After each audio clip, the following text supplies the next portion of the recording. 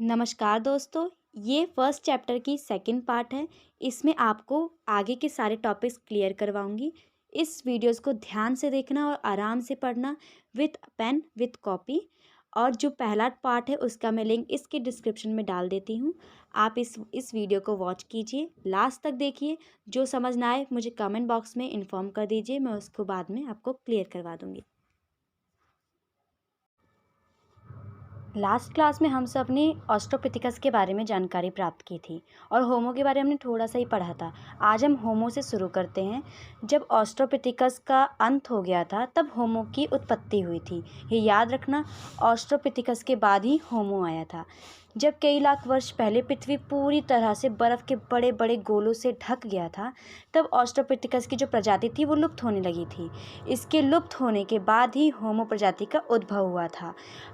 होमो Latin भाषा का एक शब्द है जिसका शाब्दिक अर्थ आदमी होता है। अर्थात हम ये ज्ञात कर सकते हैं कि होमो से ही मानव की उत्पत्ति हुई थी, क्योंकि होमो को हम 3 भागों में बांटते हैं।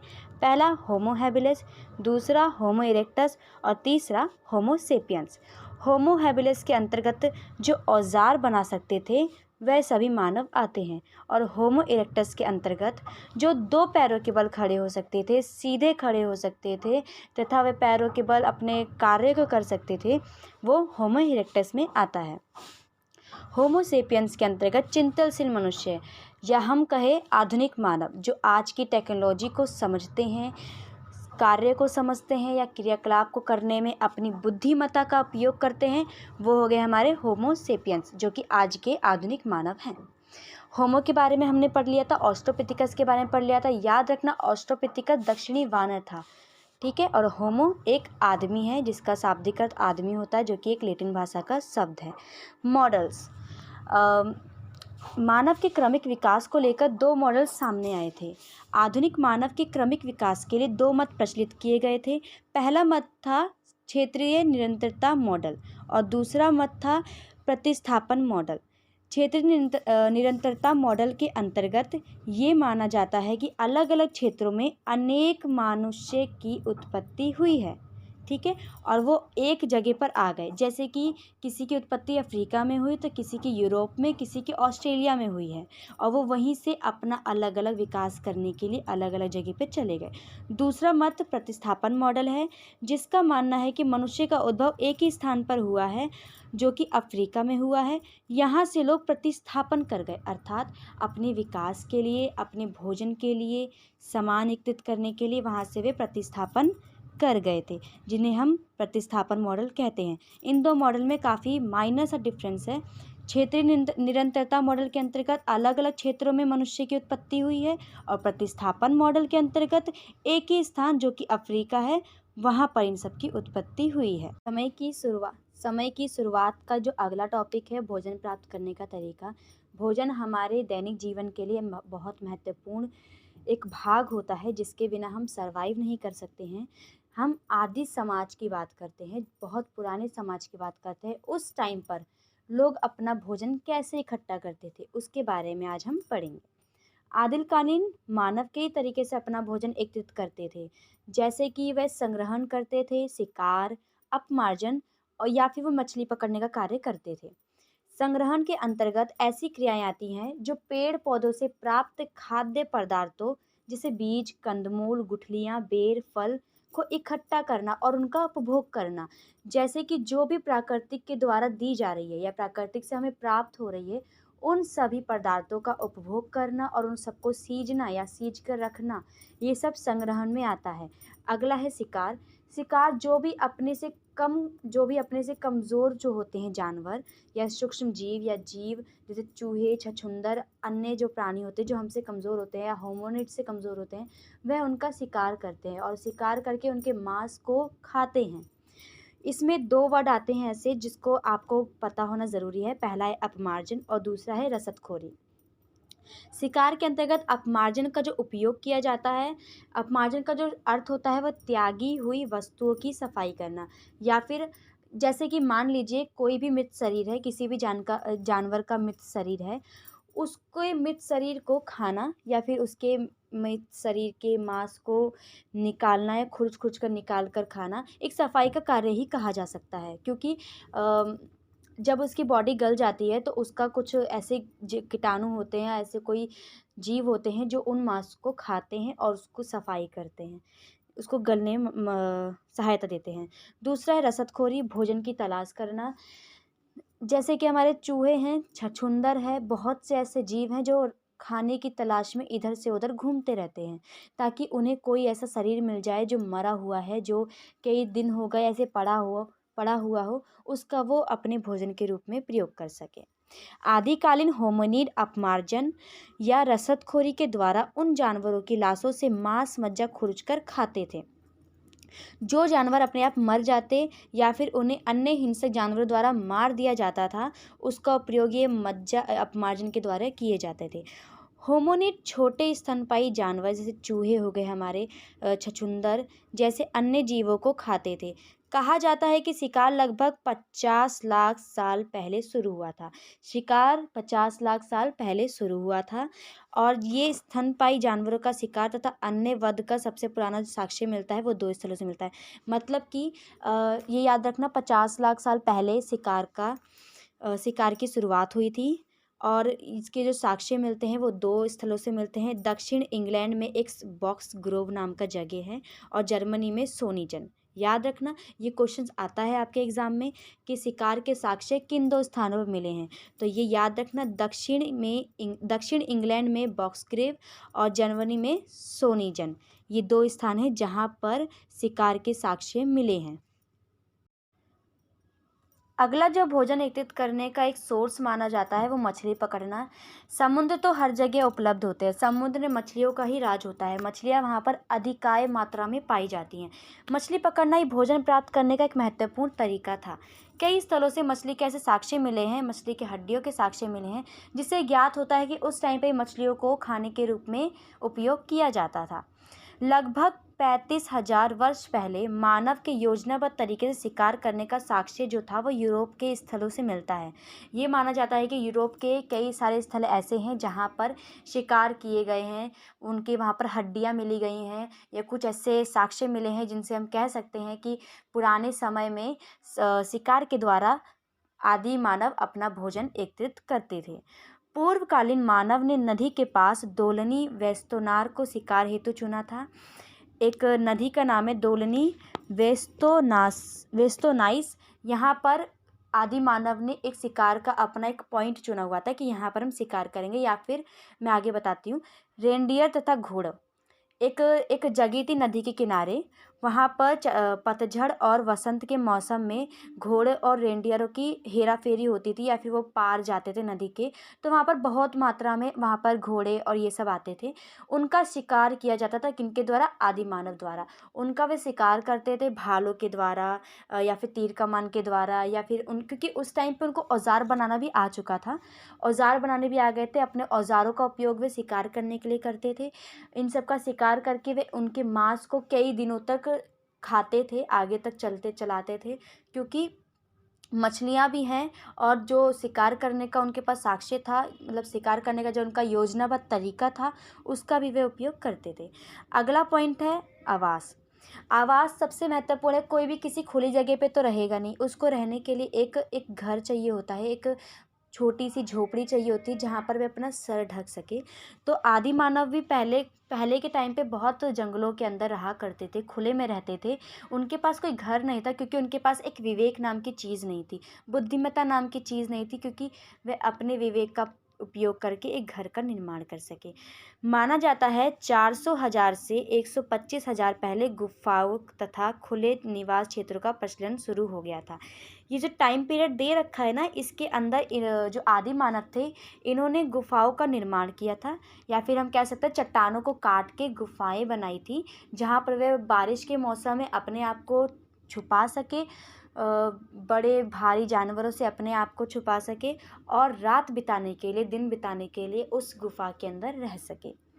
एक ही क्षेत्र में होमिनिड अन्य प्राइमेट्स तथा मांस भक्षियों के साथ निवास करते थे। जो होमोनिड की प्रजाति थी उसमें कई सारे लोग रहते थे। ऐसा नहीं कि गुफ़ा है तो उसमें सिर्फ़ एक ही का स्वामित्व रहेगा। कुछ लोग होते थे जो वहाँ पर बहुत सारे गुट बन के रहते थे एक ही गुफ़ा के अंदर कि हमारा भी इसमें हक है, हमारा भी इसमें हक है। उन्होंने एक ऐसा गुफ़ा बनाया, धीरे-धीरे उन्होंने अपना विकास किया, विकास के ज़रिए उन्होंने झोपड़पट्टी का निर्माण किया, झोपड़पट्टी के द्वारा और आगे चलकर उन्होंने मकान का निर्माण किया। धीरे-धीरे उन्होंने खेती भी करना शुरू की थी और वे उपजाऊ भूमि पे रहना शुरू कर दिए थे। दक्षिण फ्रांस के लेज़रेट गुफ़ा की दीवार को 12 x 4 मीटर आकाश के एक निवास स्थान से सटाकर बनाया गया है। इसके अंदर चूल्हे, भिन्न-भिन्न प्रकार के खाद्य स्रोतों का साक्ष्य मिला है। ये एक गुफ़ा है दक्षिण फ्रांस के लेज़रेट गुफ़ा। यहाँ पर ऐसे साक्ष्य मिले हैं जिनसे हम कह सकते हैं कि वहाँ पे आदि मानव भी आवास करते थे। कहाँ पर? गुफ़ा के अंदर। दक्षिण फ्रांस के टेढ़ा अमाटा में घास फूस और लकड़ी की छत वाली कमजोर झोपड़ी का निर्माण किया गया था निवास के लिए। एक और है दक्षिण फ्रांस का, हमने लेज़रेट गुफा की बात कर ली, अब एक टेढ़ा अमाटा है। यहाँ पर घास घूस, अब ये ज्ञात हो गया, एक तो गुफा हो गई और एक घास घूस। इन्होंने अपने घर बनाया, मतलब एक गुफा पे घास घूस बनाया, लकड़ी की छत बनाई। कमज़ोर था बट फिर भी रहने के लिए उन्होंने एक आवास बनाया ताकि वे रात को रह सके, दिन में रह सके, उसके लिए एक आवास बनाया। फिर आता है हमारा औजारों का निर्माण। ये अगला टॉपिक है, औजारों का निर्माण। औजार उस टाइम पे बहुत ज़्यादा इम्पोर्टेंट या महत्वपूर्ण हुआ करते थे। औजार का इस्तेमाल तथा औजार को बनाने की प्रक्रिया मानव तक ही सीमित नहीं थी। पक्षी भी कुछ ऐसी चीज़ें बनाते थे जिससे वे अपना भोजन या अपना भरण पोषण कर सके और अपना ही सामाजिक संघर्ष में सहायता प्रदान कर सके। औजार बनाने से लेकर औजार का उपयोग करने तक सब कुछ होमोनीड को ज्ञात था। कुछ चिंपैंजी भी औजारों का निर्माण करते थे, क्योंकि जानवरों को भी चाहिए होता है कि वो भी अपना भोजन एकत्रित करें, तो उनके पास भी कुछ ऐसी चीज़ें थी जिससे वे अपना औजार के रूप में प्रयोग करते थे। मानव के हाथों में कुछ विशेष गुण पाए जाते हैं जिससे वे भिन्न भिन्न प्रकार के औजारों का निर्माण करते रहते हैं। पत्थर के औजारों का साक्ष्य हमें इथोपिया और केन्या से मिलता है। याद रखना, औजार की बात आए और औजार के साक्ष्यों की बात आए कि औजार के साक्ष्य कहाँ पाए गए हैं, तो पहला है इथोपिया और दूसरा है केन्या। ऑस्ट्रोपिथिकस ने भी सबसे पहले ऑस्ट्रोपिथिकस ने ही पत्थर के औजार बनाए थे। किसने बनाए थे? ऑस्ट्रोलोपिथिकस ने पत्थर के औजार बनाए थे। औजार बनाने में पुरुष तथा महिलाएं दोनों का ही समान योगदान था। पत्थर के औजारों के निर्माण में दोनों की भागीदारी समान थी। स्त्रियां अपने तथा अपने बच्चे के भोजन प्राप्त करने के लिए खास औजार बनाती थी और उनका इस्तेमाल करती थी। इस मतलब कि ये मान के चलो कि औजार बनाने में सिर्फ पुरुष की योगदान नहीं थी, स्त्रियां भी औजारों का निर्माण किया करती थी। अगला है, लगभग 35,000 वर्ष पूर्व जानवरों के शिकार में सुधार हुआ। फेंक कर मारने वाले भालों तथा तीर कमान जैसे नए किस्म के औजार बनाए जाने लगे। मांस को साफ करके उसमें से हड्डियां निकाल दी जाती थी और उसे सुखाकर हल्का सा सेक कर उसको सुरक्षित कर लिया जाता था और उस चीज़ का उपयोग औजार के रूप में किया जाता था। मतलब कि 35,000 वर्ष पहले जानवरों के शिकार के लिए कुछ नए नए चीज़ें लाई गई थी। तीर कमान का उपयोग किया गया था। तीर कमान से दूर से ही निशाना साध दिया जाता था और उस जिसको हम शिकार बनाना चाहते हैं उसको दूर से ही जख्मी कर दिया जाता था। और भालों का प्रयोग किया जाता था। हाँ, पत्थर के औजार बनाते थे, पत्थर के हथौड़ी जो भी है उनका बनाते थे, उनसे वे अपना भोजन इकट्ठा करने के लिए शिकार करते थे। आग का प्रयोग। अब भोजन तो मिल गया, अब आग भी इम्पोर्टेंट है, क्योंकि बरसात होती है, ठंड होती है, खाना पकाना होता है, उसके लिए सबसे इम्पोर्टेंट है आग। आग का प्रयोग भोजन पकाने हेतु किया जाता था। आग का प्रयोग आमतौर पर जो भी उन्हें प्राप्त मांस, मच्छी या फिर कंदमूल या फिर बीज, फल, सब्जी जो भी मिलता था उसको पकाने के लिए आग की आवश्यकता होती थी। लकड़ी तो बहुतायत मात्रा में पाई जाती थी। नियंत्रित आग का प्रयोग गुफाओं के अंदर प्रकाश के लिए भी किया जाता था। हमारे आज भी गांव घरों में आग का प्रयोग रोशनी के लिए किया जाता है ताकि घरों में रोशनियां रहें। इसके अलावा लकड़ी को कठोर बनाने के लिए किया जाता था तथा इसका इस्तेमाल भाले की नोक बनाने के लिए भी किया जाता था। जैसे कि अभी बताया था कि जो भी जो भी मृत शरीर होता था, जिन जानवरों का मृत शरीर होता था, उसका तो मांस खाने के लिए उपयोग किया जाता था। जो उसकी हड्डियाँ होती थी, उसको भिगो कर, सुखा कर, उसको सेक कर या फिर सुखा कर, सेक कर, उसकी जो नोक होती थी उसको बारीकी से जलाकर एकदम तेज बना लिया जाता था, कठोर बना लिया जाता था, जिससे शिकार करने में ईजी होती थी। इसके साथ ही खतरनाक जानवरों को भगाने में आग का उपयोग किया जाता था। भाषा की उत्पत्ति। आदिकालीन मानव जैसे होमोनिड भाषा का प्रयोग हाव भाव के द्वारा संचार करते थे, जैसे कि हाथों से हम करते हैं, हाव भाव से बताते हैं। उच्चारित भाषा से पहले गाने या गुनगुनाने जैसे मौखिक या अन्य शाब्दिक संचार का प्रयोग होता था।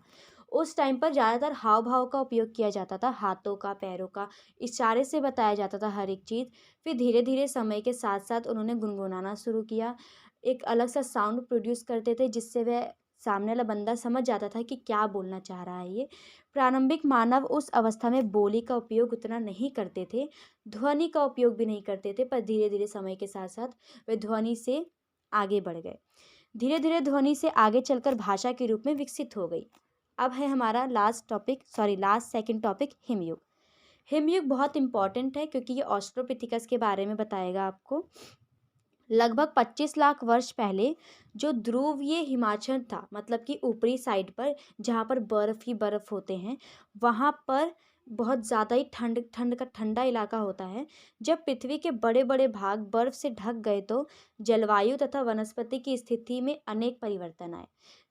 जाहिर सी बात है, जब बर्फ़ से पूरी जगह ढक जाएगी तो वनस्पति भी सूख जाएगी और सारे जो मौसम है उसमें परिवर्तन आ जाएंगे, पूरा जलवायु ठंडा हो जाएगा हमारा। फिर तापमान में वर्षा में कमी आ गई।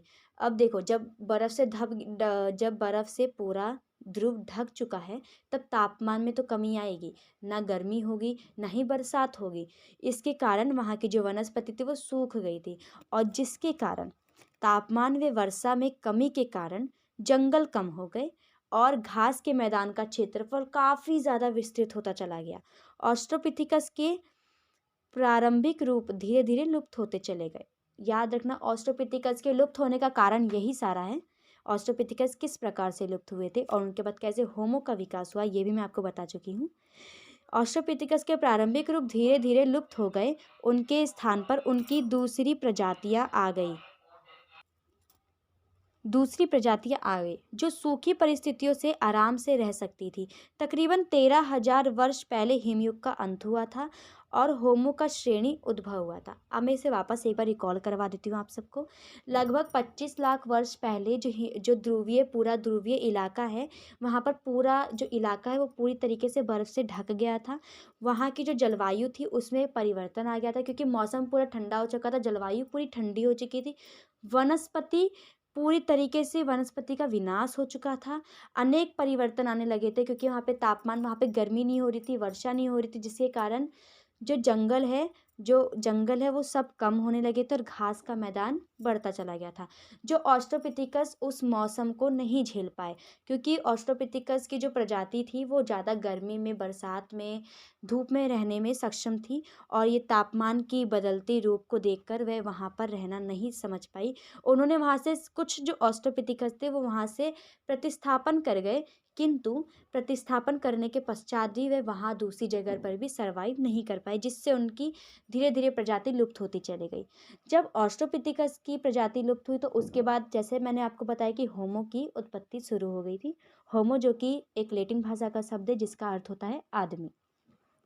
माना जाता है कि 13,000 वर्ष पहले हिमयुग का अंत हुआ था और होमो की शुरुआत हुई थी। अब आता है हादजा जनसमूह। ये इस चैप्टर का सबसे आखिरी वाला पार्ट है।